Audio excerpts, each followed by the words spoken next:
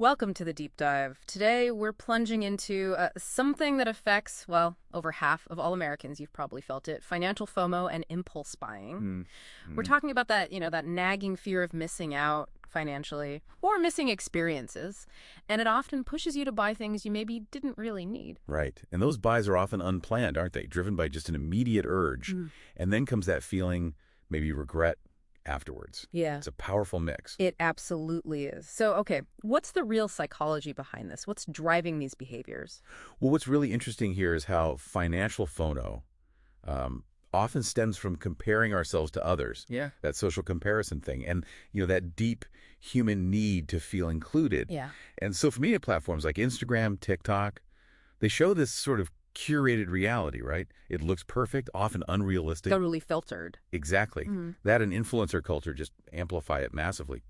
We're actually seeing data, like around 40% of millennials say social media makes them spend money they don't really have. Wow, 40%. Yeah. Yeah. And it's not just keeping up appearances. It can tap into deeper things too, like trying to manage feeling down or, boost your self-worth temporarily. It really sounds like social media isn't just showing us what we think we're missing, but it's almost like rewiring our brains for that instant hit over planning ahead. Precisely.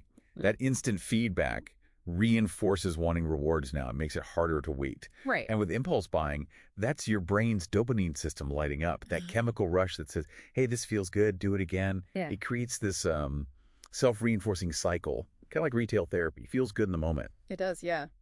But thinking bigger picture, the real costs go way beyond just messing up your budget for the month or racking up credit card debt, right? Mhm. I mean, think about long-term stuff, that vacation you wanted, a down payment.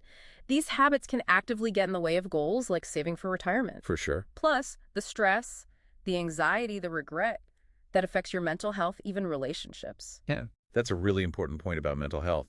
People sometimes brush off retail therapy as harmless fun, Yeah. but there's a hidden cost. Yeah, that cycle of seeking a quick high, then feeling bad, it can chip away at your self-trust, makes you feel out of control. Yeah. Okay, so if we get the why, what can you actually do?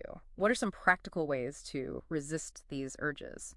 Um, a really crucial first step is just self-awareness, getting to know your personal spending triggers. Is it social, like seeing posts, emotional, like stress or boredom, or just clever marketing? Okay. Once you know your triggers, you can start practicing mindful spending.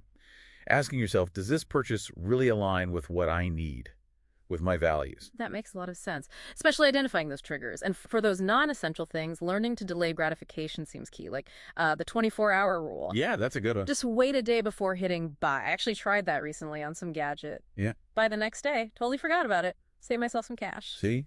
It works. Or maybe create friction, like delete your saved credit card info from websites. Make it a little harder to just click and buy. Exactly. That intentional friction is really powerful. Another solid approach is strategic budgeting. Right, the B word. Yeah. The 50-30-20 rule is a simple place to start. 50% of your income for needs, 30% for wants, 20% for savings, or paying off debt. It's a good framework. Okay. Or you could get more detailed. Things like zero-based budgeting, where every single dollar has a job.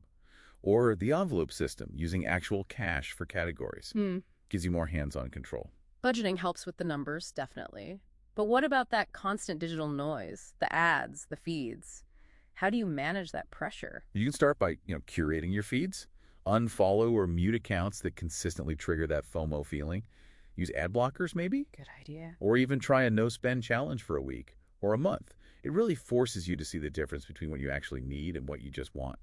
So it's tactics, but also mindset, it sounds like. Shifting how we think about money and happiness. Exactly. Find joy in things that are free or low cost. Practice being grateful for what you already have. And importantly, allow for small planned splurges.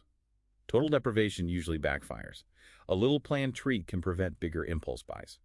Okay, so understanding your triggers, using these strategies, it sounds like this can really change your financial habits over time. It really can.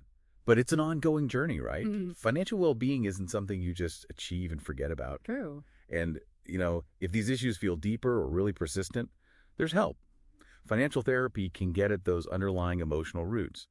Or a financial advisor can offer objective planning for those long-term goals. So, wrapping this up, what's the big takeaway for you, the listener? Maybe the ultimate goal here is to get your money aligned with what truly brings you joy and security. That way, the only person you need to keep pace with is your future self.